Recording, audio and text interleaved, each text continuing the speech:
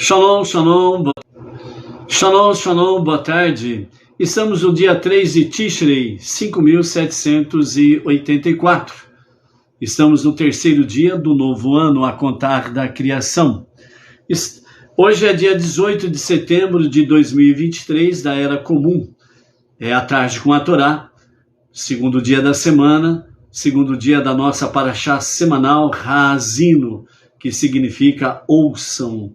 Nós estamos nos preparando para Yom Kippur, depois dos dias de Elul, Rosh Hashanah, os 2 primeiros dias. Agora o foco está exatamente em Yom Kippur, para o próximo pôr do sol do próximo domingo. Então, no próximo domingo, ao pôr do sol, até o pôr do sol da segunda-feira, ou seja, dia 24 de setembro para o dia 25 de setembro, é Yom Kippur. Então nós temos aí, né, as preces e tudo mais concernentes a Yom Kippur, ok? Vamos estar falando sobre isso durante os dias da semana. Hoje, segunda-feira, dia 18 de setembro, né, estamos aí com as leituras adicionais de Salmos, né? São Salmos 94, 95 e 96, e mais o Salmo 27, né? Quem não fez a sua leitura do dia, né, poderá fazê-lo até o pôr do sol, ok? Baruch Hashem. A nossa preparação para Yom Kippur segue realmente, né, orientação rabínica, e dentro dela nós temos aí exatamente Yom Kippur. É o dia mais sagrado do ano, né, do ano judaico. É o dia o qual nós estamos muito mais perto de Deus do que nós possamos imaginar, né? E também nós estamos muito mais perto da nossa essência elevadíssima da nossa alma divina. Então são momentos muito sagrados, são momentos de intensa elevação espiritual. Por isso o Yom Kippur, ele é considerado, né, o dia mais sagrado do ano, né, e inclusive mais sagrado até do que o Shabat. Então vejam bem o valor que Yom Kippur tem. Então nós precisamos aí, dentro da orientação rabínica, né, estarmos aí realmente nos preparando para Yom Kippur. Yom Kippur literalmente é o dia da expiação, e ficou mais conhecido popularmente como o dia do perdão, né? Pois nesse dia o Eterno te perdoará, te purificará, para que sejas purificado de todos os teus pecados perante Deus. Está em Levítico capítulo 16, verso 30. Então, durante quase 26 horas, vários minutos antes do pôr do sol, na véspera, né, do dia 10 de Yom Kippur, né? Então, domingo, dia 24 de setembro, momentos antes do pôr do sol, né, do domingo, que vai acontecer em torno das 17 horas e 43 minutos. Então, domingo, a partir das 17 horas e 43 minutos, dia 24 de setembro, vai até o dia 25 de setembro, ou seja, até segunda-feira, até as 18 horas e 37 minutos, aproximadamente 26 horas, né, de Yom Kippur. E isso significa que, como está escrito, né, afligireis as vossas almas, né, e por isso nos abstermos, né, de comida, bebida, não lavamos nem untamos nosso corpo, não usamos calçados de couro, e nos abstemos de relações conjugais, né, o marido e a esposa não podem coabitar. Em vez disso, nosso tempo é passado em preces diante de Deus. Ou seja, então, a partir das 17 horas e 43 minutos do domingo, dia 24 de setembro, até segunda-feira, dia 25 de setembro, às 18 horas e 37 minutos, é exatamente o afligir das nossas almas, né, como está escrito em Levítico, é o afligir das nossas almas, para que realmente o dia da expiação, ela seja, esse nosso jejum, seja realmente uma expiação para os nossos pecados e iniquidades. Ao Benei Noach, o único jejum que é com orientação rabínica, que é indicado, orientado para que o Benei Noach faça, o único jejum de todo ano é o jejum de Yom Kippur. Todos os demais jejuns que nós temos aí durante o ano judaico, nós fazemos tzedakah, né, no valor de marmitex, né? O tzedakah normalmente o jejum, né? Normalmente engloba em torno de 3 refeições. Então você vê o preço do marmitex, e aí você envia para a sinagoga sede, Benei Noach Brasil, né, com o nosso Rav Yaakov Geranstad, né?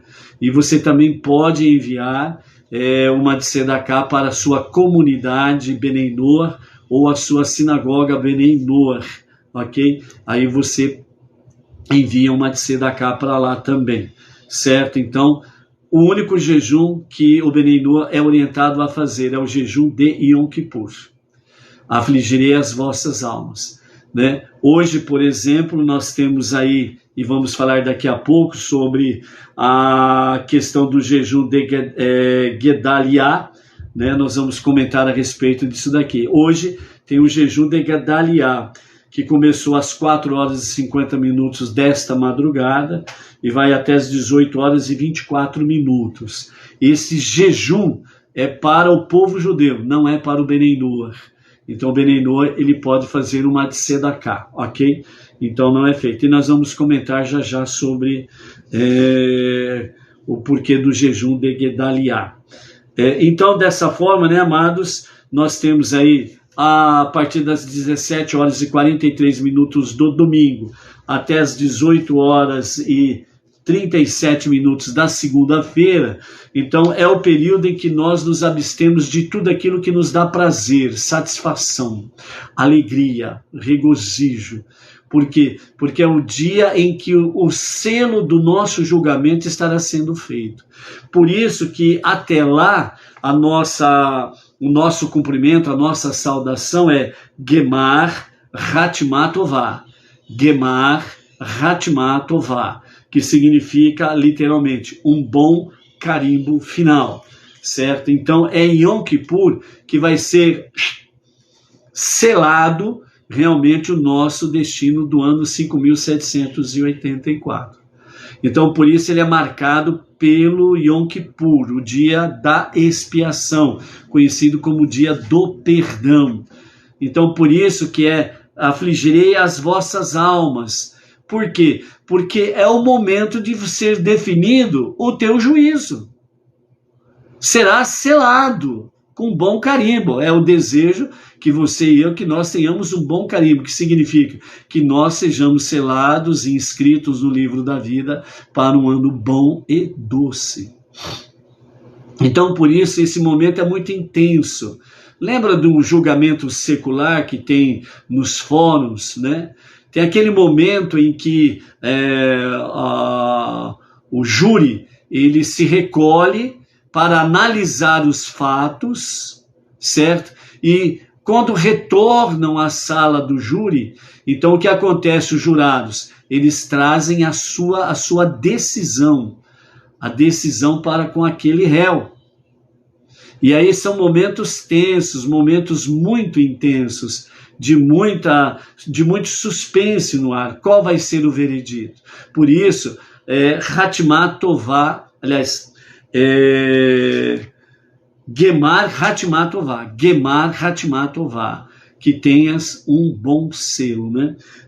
Que tenhas um bom carimbo final, que é a decisão final. Então é nesse sentido aí. Então por isso, realmente é momentos de aflição no bom sentido, porque é um momento que nós estamos no momento da expiação, e por isso afligir as nossas almas. Não comemos e não bebemos absolutamente nada. Então, para fazer o jejum, a pessoa precisa estar gozando de uma boa saúde. O enfermo não é orientado a fazer realmente o jejum, porque pode lhe trazer problemas de saúde, e a vida é importante para servir a Hashem. Aí você faz a sua tzedakah, entendeu? Assim como também as crianças abaixo dos 12 anos para as meninas e 13 anos para os meninos, também não é orientado a fazer jejum, né? Então não faz jejum. Mulheres grávidas ou mulheres que estão para dar à luz ou que acabaram de dar à luz, né, a uma nova vida, também são orientadas a não fazerem esse grande jejum de aproximadamente 26 horas praticamente, ok? Então são algumas questões que precisam tomar cuidado com isso daí, ok? Então, para fazer jejum, esse jejum de Yom Kippur, né, as pessoas precisam estar numa boa saúde, porque 26 horas de jejum, né, não come, não se bebe absolutamente nada, né? Então não é fácil não, ok? Então você sente as suas forças, parece que vão te abandonar, você está afligindo a sua alma, né? Então essa é a questão do jejum. O outro nível de Yom Kippur são atitudes, atos, ações, certo? Que são separados do jejum. O jejum é uma coisa. Agora o outro nível são ações, atitudes, certo? Como que você deve se comportar. O Bnei Noach, dentro da sua configuração, como se trata de uma questão de domingo para segunda-feira, então a maioria dos Bnei Noach trabalham, vão ter que ir para o seu trabalho automaticamente, né? Vai ser difícil ele poder suportar um jejum e trabalhando, né? Então não é aconselhável a fazer isso. Né, aconselhava fazer a tzedakah no valor de 3 marmitex e fazer a sua doação, ok? A sua tzedakah.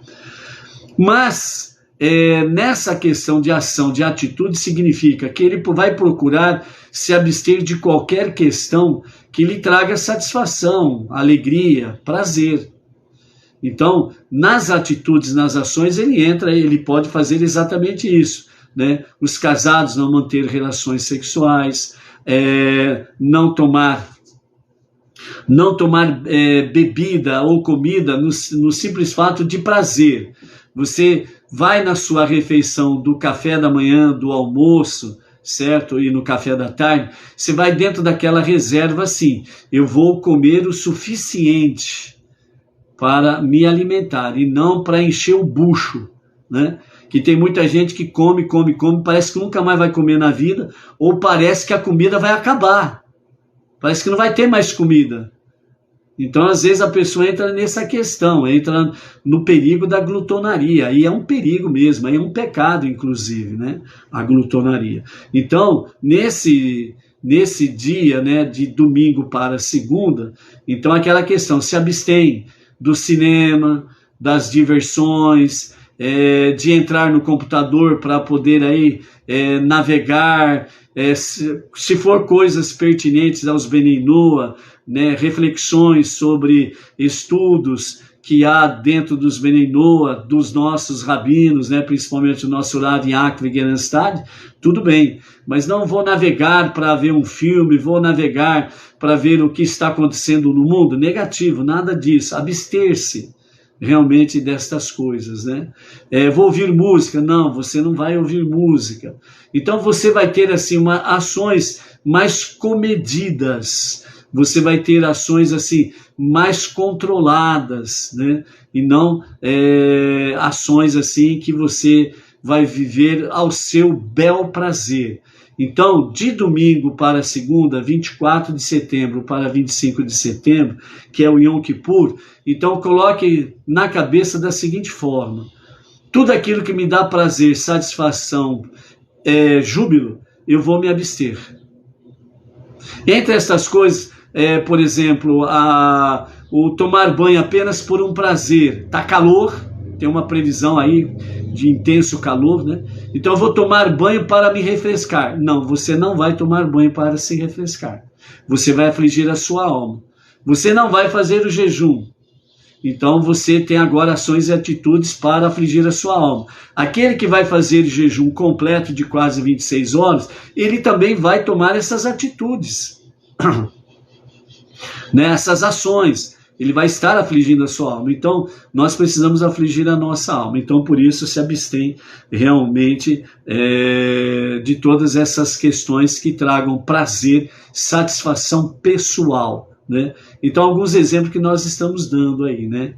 Então, é um momento, por exemplo, que você pode começar a estar orientando, né, os filhos dentro desse contexto do monoteísmo com fundamento judaico e orientação rabínica. Então você se abstém nesse dia, de domingo para segunda, de dar guloseimas para os filhos, né? Vai dando alimentação básica para os seus filhos, né? E evite de dar guloseimas, né? As famosas sobremesas aí, os doces, as guloseimas. Então se abstém disso daí, né? Então você já vai preparando o seu filho para quando chegar a idade dele de poder fazer jejum, por exemplo, ele já está mais preparado aí dentro desse sentido, né? Não se coloca roupa nova, por exemplo, não se estreia uma roupa nova, não faz compras, né? Eu vou no mercado para fazer compra. Você precisa fazer essa compra hoje? Não, eu posso fazer amanhã. Então deixa para amanhã. Se você não fizer essa compra hoje, preciso ir no supermercado. Se você não fizer essa compra hoje, vai comprometer a sua saúde, a vida sua ou da sua família? Não, não vai. Então deixa para o dia seguinte. É um modo de você afligir a sua alma. Então, por isso, a orientação de afligir as nossas almas, ela é uma realidade para nós, Bnei Noach. O único jejum, repetindo, o único jejum que os Bnei Noach são orientados a fazer é o jejum de Yom Kippur.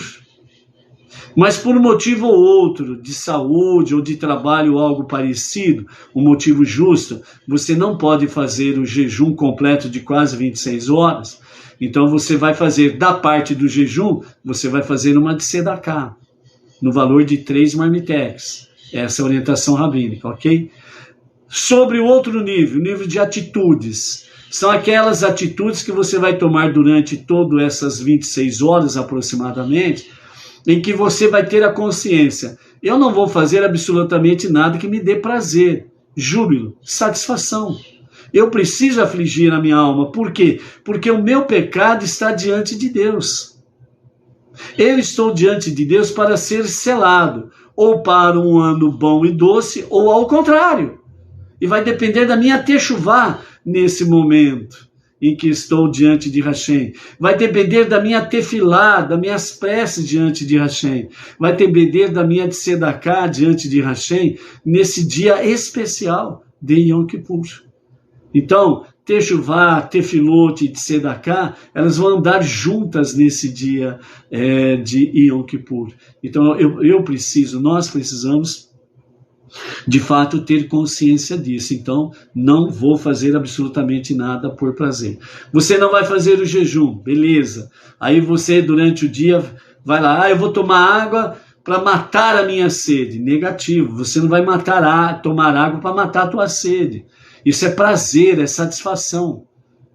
Eu vou tomar água suficiente para manter o meu organismo.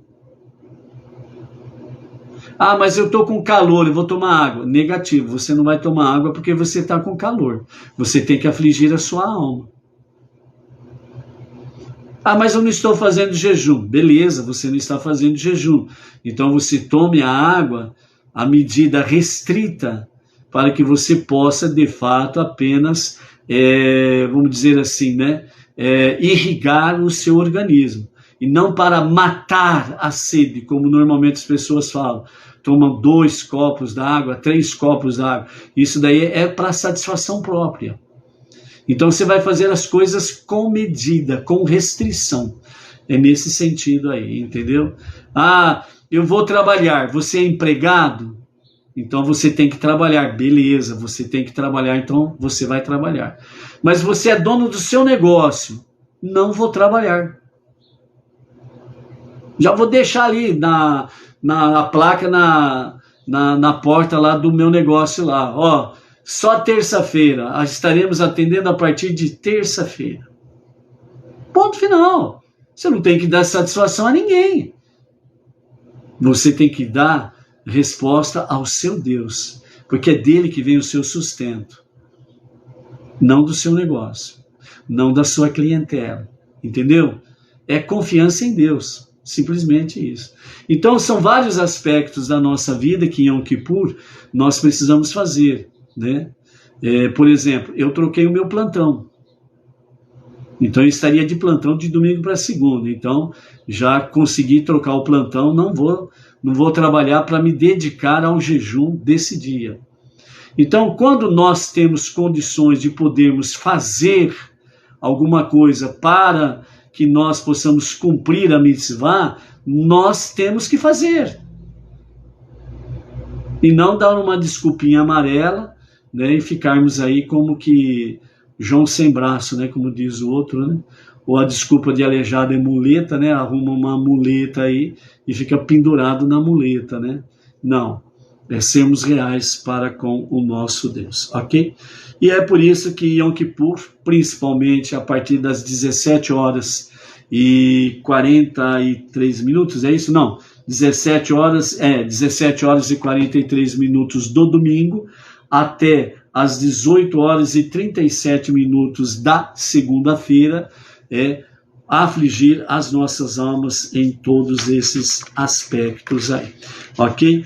Então, Yom Kippur é o dia da expiação, sobre o qual declara a Torá: no 10º dia do 7º mês afligirás tua alma e não trabalharás, pois nesse dia a expiação será feita para te purificar.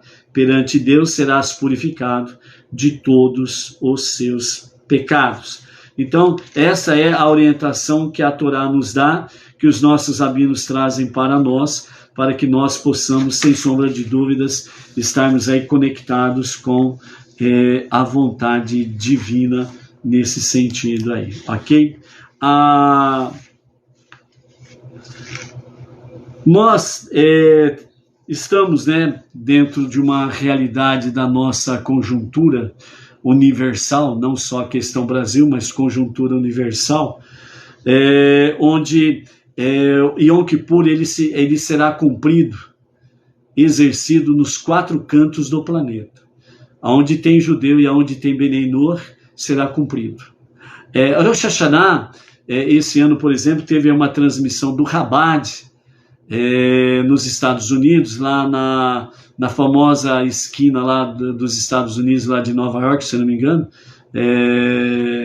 o espaço lá que tem naquela esquina famosa, esqueci o nome que fala em hebraico lá, aliás, em hebraico não, em inglês, né, no inglês americano lá, a famosa esquina lá, né, onde tem de tudo no sentido da economia, né, americana e etc e tal, lá a famosa esquina lá dos Estados Unidos.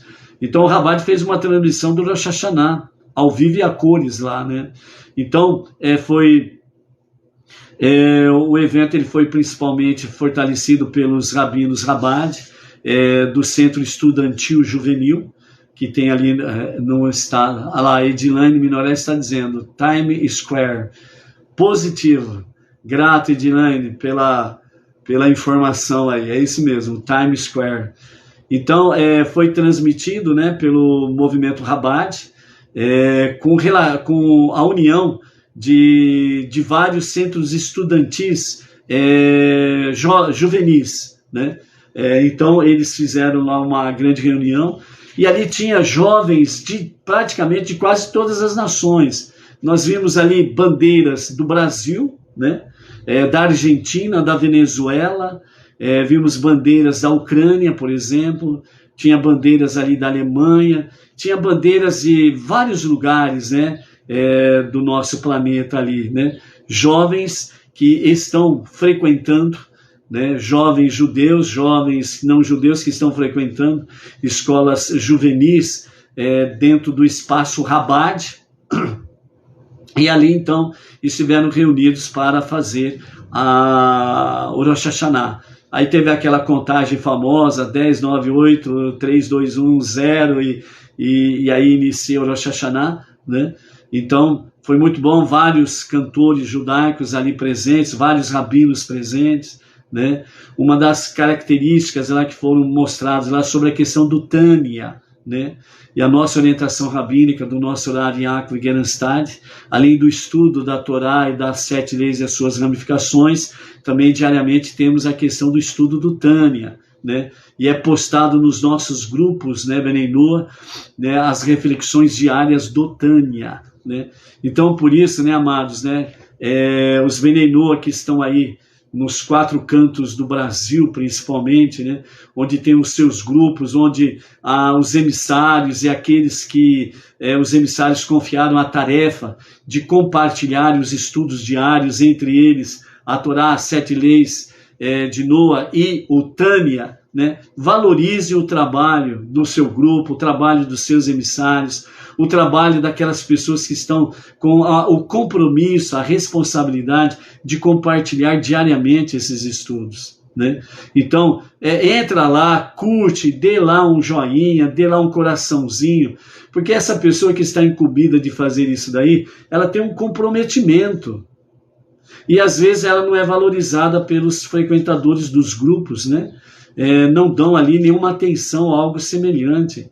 Então você vai ver lá no grupo lá, tem 2 ou 3 pessoas no máximo que dão uma curtida.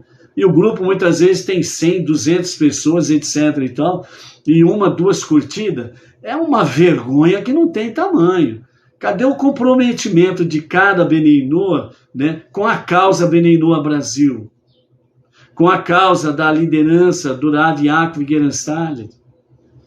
Esses compartilhamentos vêm através da sinagoga sede, lá no Brooklyn, São Paulo, onde tem lá o Arthur e outros lá junto com ele, fazendo esse compartilhamento. E aí cada um vai fazendo o seu compartilhamento nos seus grupos. Então é necessário ser valorizado isso daí. É um trabalho digno, é um trabalho honrado que estão sendo feitos e está sendo pouco reconhecido pelos próprios Bnei Noach. Aí aparece um jumento de qualquer lugar por aí afora vai e compartilha uma coisa que não tem nada a ver com nada. Aí aparece lá um monte de curtição, né? Curtindo nada, curtindo o vento, né?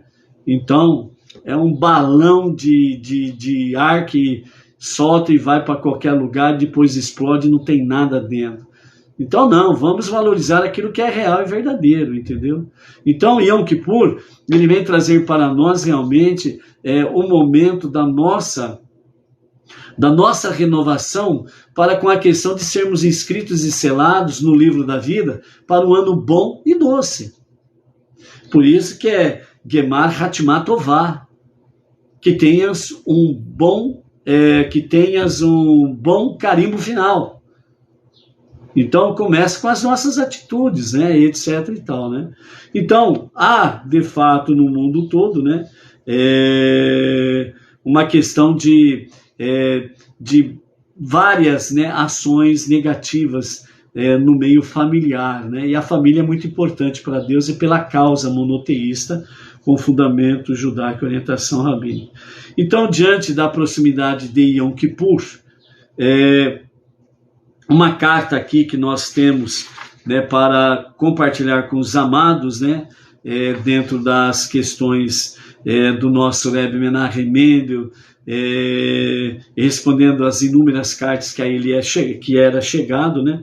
Então esta é uma delas, em que lhe escrevo esta carta porque nesta data colocamos as questões mais profundas a respeito das nossas vidas. A carta que ele recebeu e ele está respondendo aos queridos Sara e David.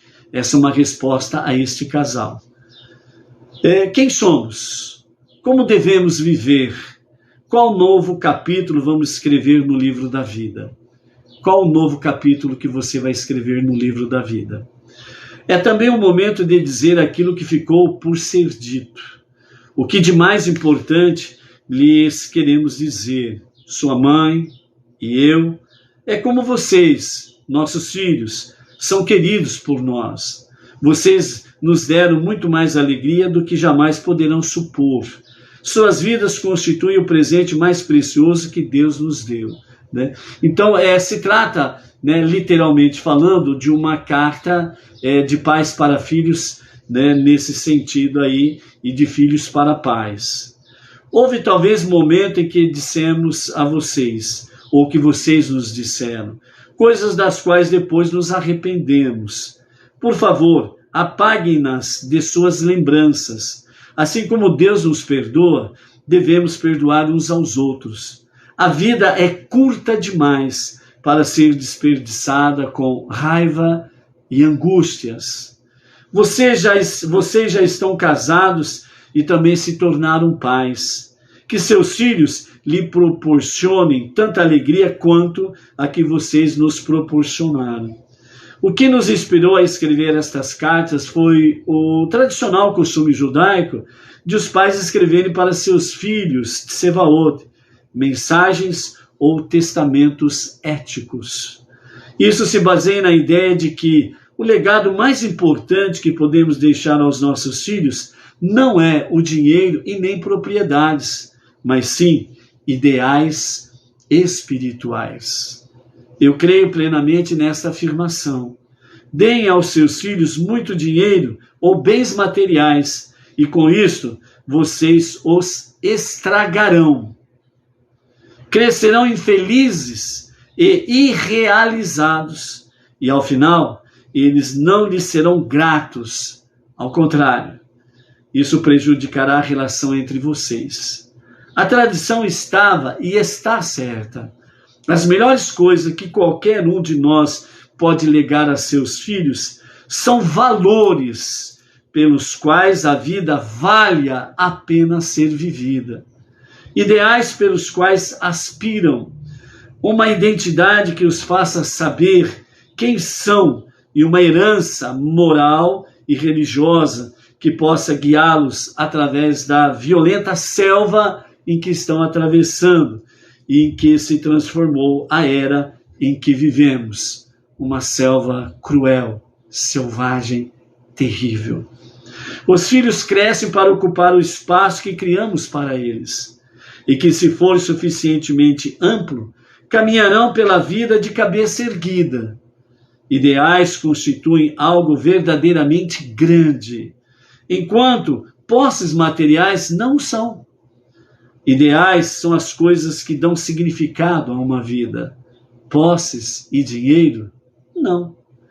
Pessoas podem invejar outras em razão do que elas têm, mas só admiram as outras pelo que elas são e pelos princípios de acordo com os quais vivem.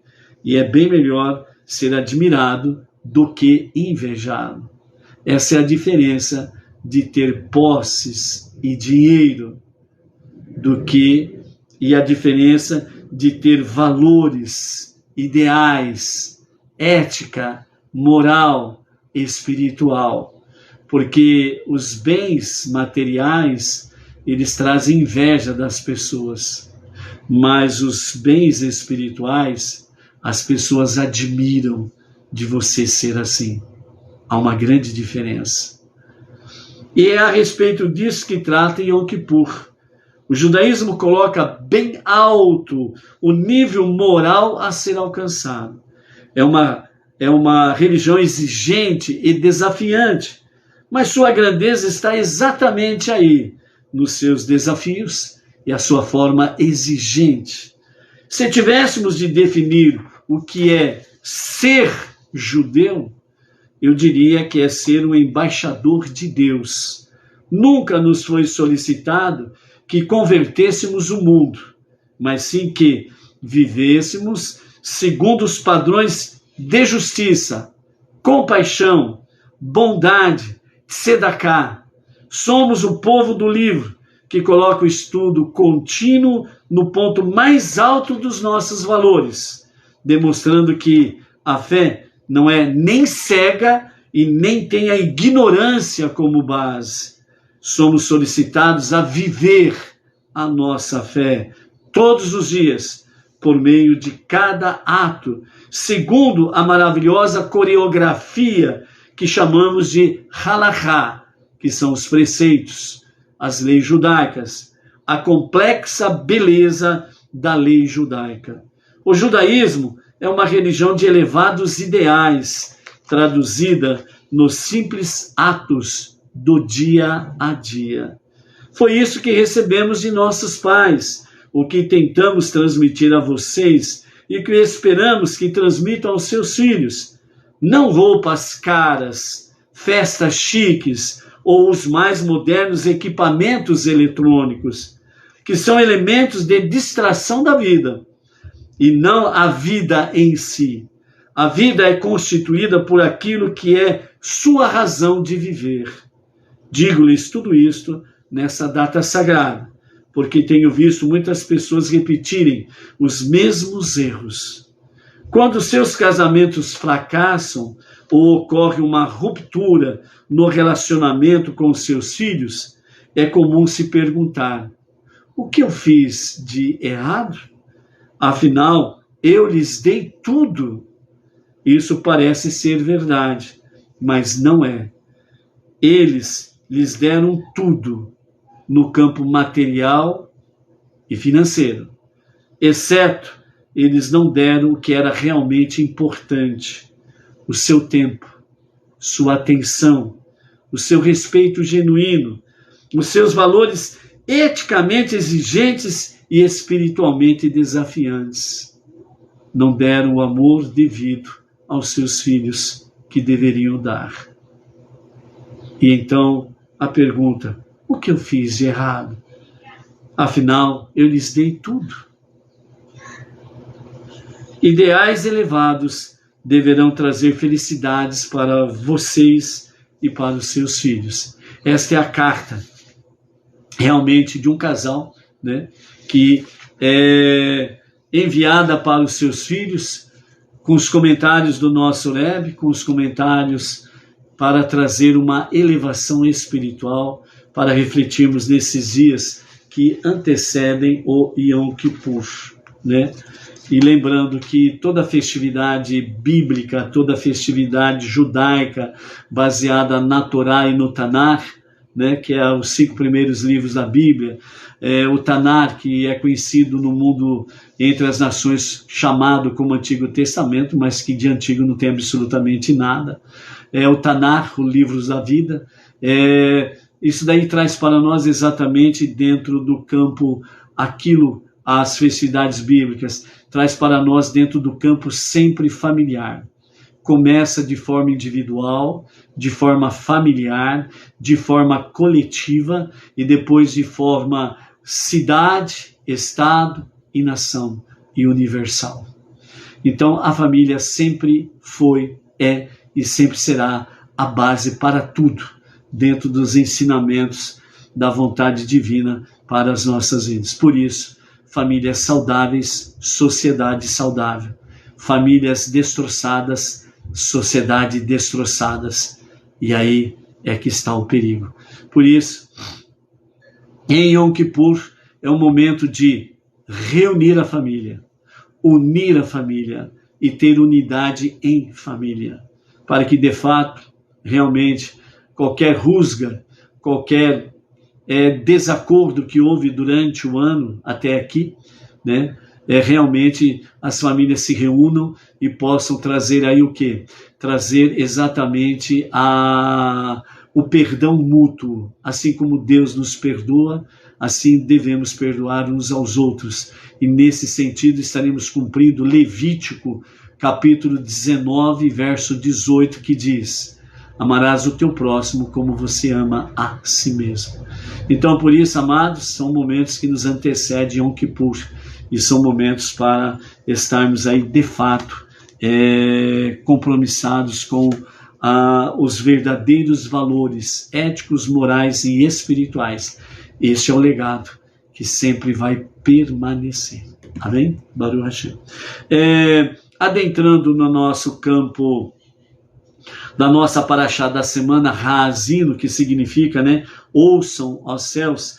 Então, os ensinamentos racídicos traz para nós aqui sobre essa questão que os ensinamentos de minha Torá gotejem como chuva e vivifiquem o mundo, que minhas palavras caiam como orvalho, como os ventos de tempestade que trazem chuva sobre a vegetação, fazendo-a crescer, e como gotas de chuva sobre a grama. Capítulo 32, verso 2 da nossa paraxá em Deuteronômio. Então os nossos mestres do Hassidismo dizem assim, que nessa canção de Haazino, a Torá ela é descrita como chuva e orvalho.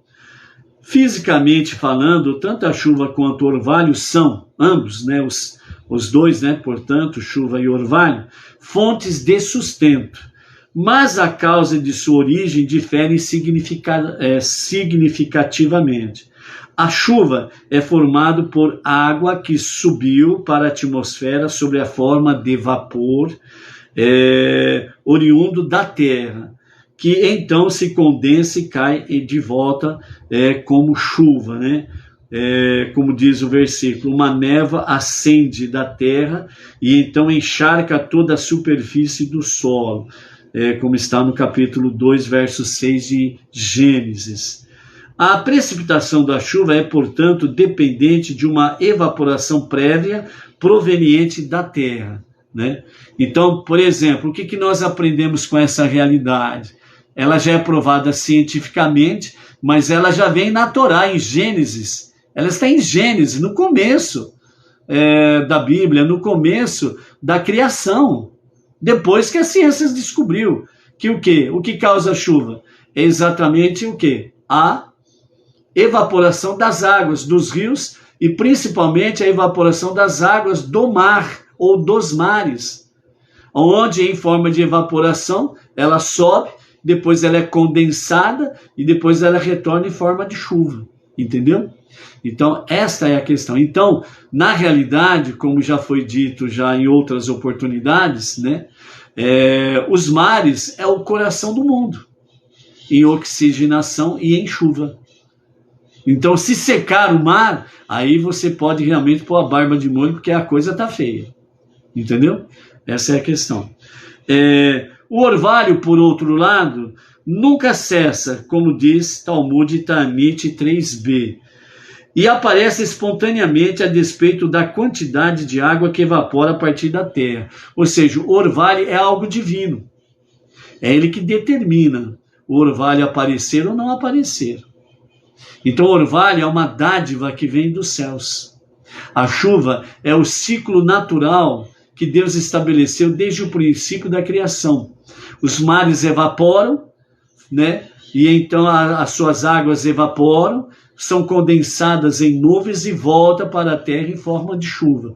O orvalho não, ela independe da questão da evaporação das águas. O orvalho é uma dádiva divina, de forma especial, que ela vem pela vontade divina. Então, assim, a chuva representa o afluxo da divindade que é concedido de cima para baixo, em resposta direta aos esforços do homem na terra. O orvalho, por outro lado, alude ao que Deus concede incondicionalmente e que é desproporcional aos esforços dos homens, né? Então, os esforços do homem na terra, né, que estão aí conectados com o seu trabalho, etc. e tal, as águas evaporam dos mares, né, dos rios, e elas se condensam em nuvens, formam chuvas e voltam para a terra. O orvalho, por outro lado, não. Ela é de forma incondicional. Ela não depende absolutamente de nada. Ela não depende de ninguém, o orvalho. O orvalho depende única e exclusivamente da vontade divina. É ele que nos concede o orvalho. Ponto final. Entendeu? Assim como a chuva e o orvalho, neste versículo, referem-se ambos à Torá, então deduz-se que a chuva representa as partes da Torá, que dependem do grau do esforço por parte do homem para dominá-las, ou seja, as extensas discussões legais da Torá. Ou seja, Então, a Torá sendo comparada à chuva, e a chuva ela é exatamente um produto que acontece da evaporação das águas na terra, que simboliza o trabalho do homem. Assim, a Torá é comparada à chuva, que depende realmente do esforço do ser humano, que é o quê? Estudar a Torá, estudar as 7 leis de Noa e as suas ramificações. Para quê? Para que você possa realmente colher os frutos do seu trabalho. Então, a chuva é um produto do seu trabalho. A Torá, o estudo da Torá, o estudo das 7 leis de Noa e as suas ramificações, é um produto dos seus esforços. Você vai colher o fruto do seu trabalho. Então, por isso, estudar a Torá, as 7 leis de Noa e as suas ramificações, vai produzir a você bons frutos. Por isso, ao Vitor da Silva, lá de Vitória, Espírito Santo, né, do estado do Espírito Santo, que hoje ele está completando mais um aniversário. Coloca a idade para nós aí, Vitor. Se não tiver vergonha, põe a data aí, põe o número de anos que você está completando, ok? Então, ao Vitor da Silva, né, Mazal Tov, e que você possa colher ótimos frutos do seu trabalho no estudo da Torá, das 7 leis de Noa e as suas ramificações. Então, que o Vitor da Silva e juntamente com a sua família sejam agraciados, né, por mais um dia de vida e principalmente o renovo, né, da vida nesta data aqui, né? Então, nesse momento, Deus está renovando a sua vida para que tenha um ano bom e doce, né? Principalmente no serviço a Hashem, ok? Então, dessa forma, a chuva, ela é o resultado do trabalho do ser humano. Então, eu quero chuvas de bênção, trabalhe. Eu quero chuvas de maravilhas, estude a Torá e as 7 leis de Noa e suas ramificações. Nada cai de graça dos céus. Você pode ficar com o braço cruzado esperando cair bênçãos do céu? Não vai cair. É mais fácil cair canivete aberto do que chuvas de bênçãos, se você ficar com seus braços cruzados. Entendeu? É isso daí.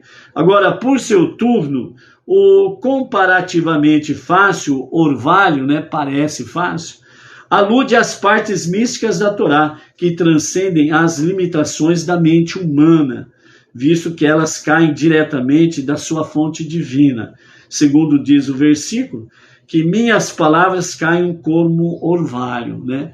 Então, aqui nós temos de certa forma, nós temos um puxãozinho de orelha por parte de Hashem, do Eterno, para as nossas vidas. Por quê? Porque a primeira coisa que é exigido de nós é o trabalho. A chuva, não o orvalho, as partes mais profundas da Torá, conhecidas como as partes mais místicas da Torá, de grande elevação. Então, o que significa isso? Significa o Benei Novo, não judeu, que começa a sua vida monoteísta com fundamento judaico e orientação rabínica, e ele não trabalha para a chuva, mas ele quer o orvalho, e o orvalho não depende de você, depende de Deus. O que significa isto? O orvalho não depende de você, e que representa exatamente as partes mais elevadas, mais profundas, mais sobrenaturais ou mais espirituais, mais místicas da Torá.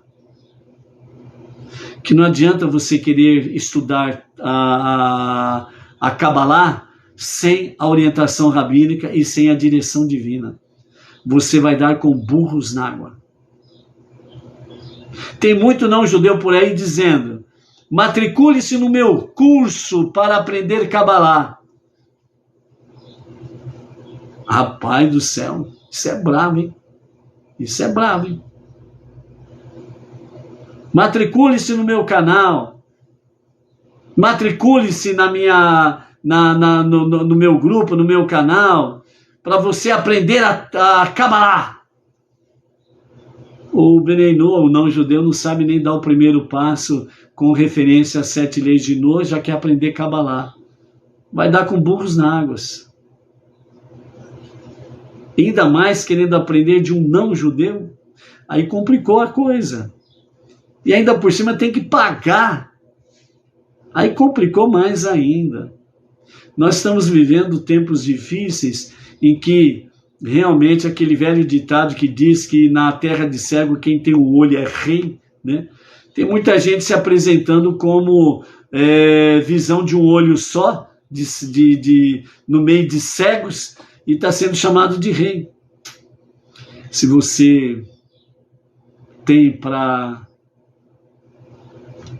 compreender, compreenda. Caso contrário. Então, por isso, consequentemente, nós vemos que é com o orvalho da Torá que Deus definitivamente reviverá os mortos, e não com a chuva, visto que todos os judeus desfrutarão a ressurreição e terão uma porção no mundo vindouro, como diz o Talmud Sanhedrin 90a. E é claro, algo que é concedido a todos os judeus, independente de sua posição espiritual, deve ser dado de cima, como orvalho, a despeito dos esforços realizados para evocá-lo, baseado em Sefer HaMamarim, Melukati, volume 1, página 458. Então, por isso, amados, resumidamente, de forma bem simples, sem sombra de dúvidas, faça aquilo que é natural, faça aquilo que está de fato, aquilo que Deus colocou diante de nós como Beneinor, no monoteísmo com fundamento judaico e orientação rabínica. Faça isso. Não se preocupe em dar um passo maior do que as suas próprias pernas. Cada escada tem um degrau por vez. Subimos degrau por degrau até chegar ao cume daquela escada. Bet-El, que Jacob viveu naquele dia. Então, para cada um de nós, para judeus e não judeus, é colocado diante de nós a escada, é degrau por degrau. Os judeus estão numa vantagem muito grande? Sim, estão. Por quê? Porque desde o princípio da sua vida, desde que nascem, eles estão subindo degrau por degrau. Nós que viemos, né, do mundo idólatra, pagão e etc e tal, nós começamos a nossa trajetória agora. Então nós estamos indo passo a passo no nosso compasso. Nós não podemos de forma alguma sairmos do primeiro degrau e já pular para o 10º degrau. Nós precisamos ir passo a passo no monoteísmo com fundamento judaico e orientação rabínica. Por isso, quem tem ouvidos, escute para compreender com sabedoria, com temor aos céus, com entendimento e tudo mais. Ok? Por isso, o nosso Rebbe Menahem Mendel nos fala sobre a canção Ha'azinu, que Moshe dirigiu-se ao céu, quando a terra, tanto ao céu quanto à terra, para nos ensinar que somos convocados a harmonizar céus e terra. Por isso, trazendo o céu para a terra, mais presença divina, mais luz para harmonizar céu e terra, terra e céu. Então a Torá se origina no céu e consiste na visão de Deus para o aperfeiçoamento do mundo. A Torá veio do céu, ela não foi criada pelo homem. Então, por isso, muitos segmentos religiosos têm as suas doutrinas e os seus livros de regra e fé dada pelo homem. Ela não veio do céu. A Torá veio do céu. Então, por isso, a Torá que se originou no céu consiste da visão de Deus para a perfeição do mundo.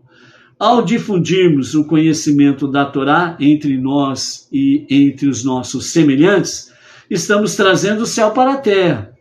Ao reformular nossa vida e das outras pessoas de acordo com os seus ensinamentos, estamos elevando a vida na terra ao céu. Então é céu para a terra e terra para o céu, para ter um equilíbrio saudável.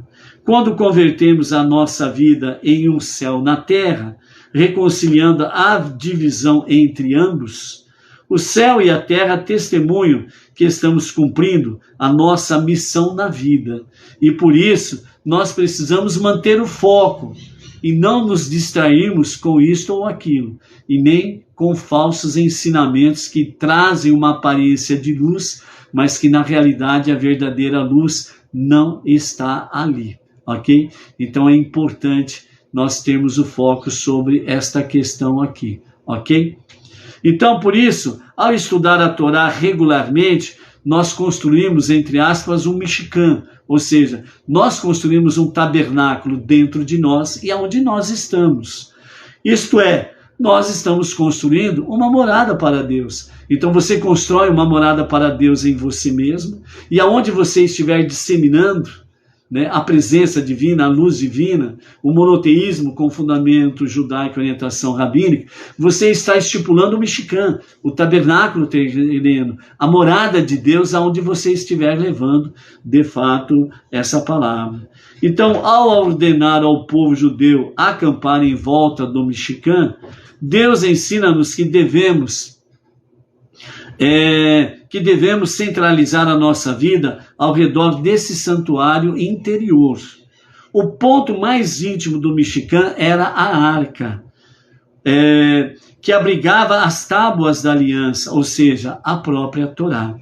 Quando a Torá é o eixo em torno do qual gira a nossa vida, ela afeta de maneira positiva todas as facetas da nossa vida, pois essa é a sua finalidade. Além disso, quando a Torá ilumina a nossa vida como deve, a sua influência pode ser expandida ainda mais, iluminando e refinando o mundo, a humanidade, e dessa forma nós poderemos concretizar, ombro a ombro com o povo judeu, podemos concretizar o propósito divino, que é transformar este mundo para ser a moradia de Deus. Por isso, realmente, que os ensinamentos de minha Torá gotejem como chuva e vivifiquem o mundo, que minhas palavras caiam como orvalho, como os ventos de tempestade que trazem chuva sobre a vegetação, fazendo-a crescer, e como gotas de chuva sobre a grama. Ok? Então esse é o nosso foco, esse é o nosso objetivo, e é onde que nós precisamos manter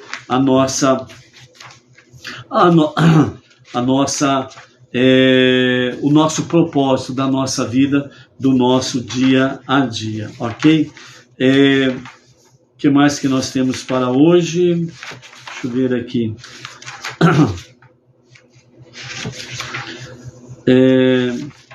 Amanhã nós vamos falar sobre o poder do arrependimento, né?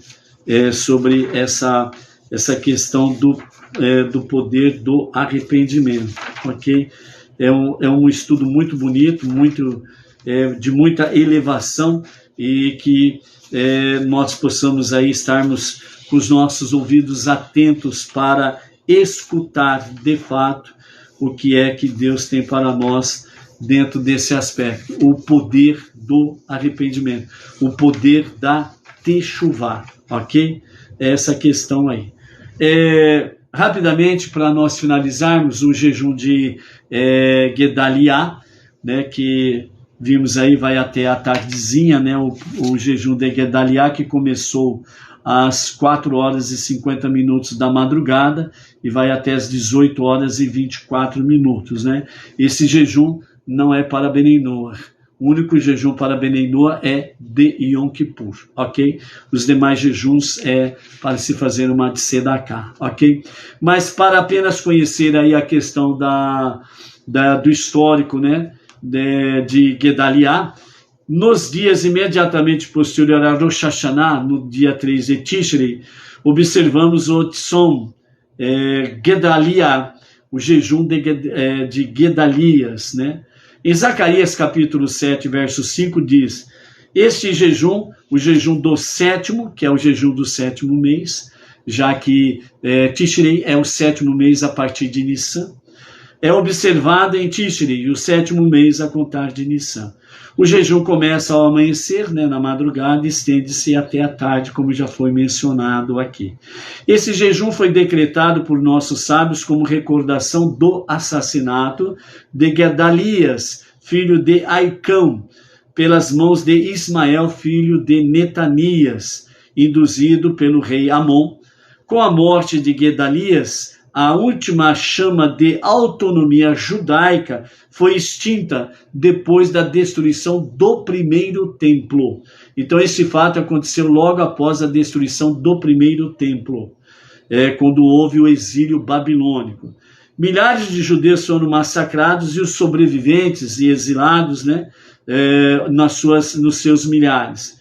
Quando Nabucodonosor, rei da Babilônia, destruiu o templo e enviou os judeus para o exílio, ele permitiu que os poucos remanescentes permanecessem na terra de Israel. E ele, Nabucodonosor, nomeou Gedalias como governador. Os judeus que tinham fugido para Moabe, Amon e Edom e outras nações vizinhas voltaram à terra e passaram a cultivar as áreas que o rei da Babilônia lhes atribuíra. Aliviados da opressão, eles então cuidaram das vinhas e desfrutaram de tranquilidade. Mas a trégua foi curta demais. O rei de Amon, hostil e invejoso, enviou Ismael para matar Gedalia. No mês de Tishrei, Ismael, veio ao encontro de Gedalias na cidade de Mispá. Embora Gedalias tivesse sido advertido pelos seus que se tratava de más intenções de Ismael, ele todavia não acreditou no relatório recebido, mas ele acreditou que haveria ali realmente harmonia e pudessem assim mais se desenvolverem como a nação ali que estava desfrutando de momentos de paz. E apesar disto, né, então quando ele se encontrou com Ismael assassinou Gedalias e muitos dos judeus presentes, bem como a guarda dos caldeus fornecida por Nabucodonosor, foram mortos por Ismael e aqueles que foram com ele. Os judeus que restavam na terra de Israel, temerosos da inevitável vingança do rei da Babilônia, porque Amon e Ismael, né, mataram o governador nomeado por Nabucodonosor, mas também matou uma parte, né, da segurança que Nabucodonosor deu para Gedalias, que foi a guarda dos caldeus, né? Então os judeus fugiram para o Egito, e assim os poucos que haviam permanecido na terra foram dispersos e a terra ficou despovoada. Para que esses eventos trágicos nunca fossem esquecidos, os sábios estabeleceram o jejum do 7º mês, na data do assassinato de Gedalias, né? Então, por isso, tem o jejum de Gedalias na data de hoje, como já mencionados aqui. Ok? Baruch Hashem. Com a graça de Hashem, né, estaremos de volta amanhã à tarde com a Torá. Por isso, absorve, né, estes estudos desse shiur e que seja para você um motivo de estímulo, para que, como Benei Noah, você possa estar aí cumprindo a sua tarefa principal, primordial, suprema. Transformar este mundo, ombro a ombro, com o povo judeu, para ser a moradia de Deus. Shalom, shalom. Até amanhã.